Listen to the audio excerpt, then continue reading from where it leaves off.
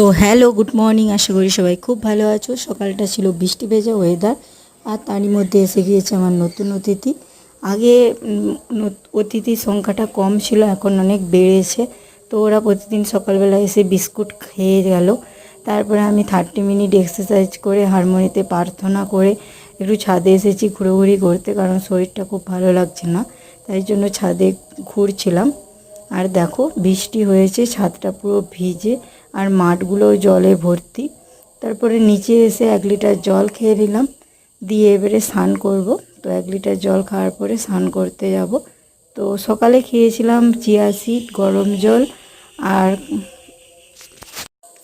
সকালে ঘুম থেকে উঠেই ড্রেসটা চেঞ্জ করেই পুজো সেরেছি। পুজোর পরে খেয়েছিলাম চিয়া সিড, লেবু, মধু আর গরম জল খেয়েছিলাম। আর মুখের অবস্থাটা খুব খারাপ, ভাবলাম আজকে একটু স্কিন কেয়ার করবো।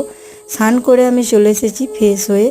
তারপরে একটু স্কিন কেয়ার করলাম, কারণ আর আগে সময় ছিল না, যেহেতু সকালবেলায় স্নান করতে হয়, টাইমটা একদমই কম ছিল হাতে।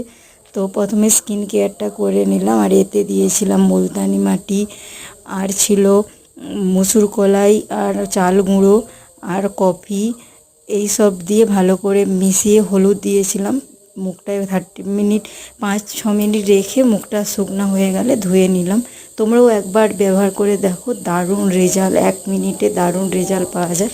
তো আজ থেকে ভাবছি একটু হেলদি থাকবো, কারণ ঘরে বসে বসে এই বর্ষাকালে ওয়েটটা ভালোই গেইন হয়ে যাচ্ছে। তো তারপরে খেয়ে নিলাম ডিটক্স ওয়াটার, রাতে যেটা ডিটক্স ওয়াটার বানিয়ে রেখেছিলাম, রেসিপি চাইলে কমেন্ট করে জানিও।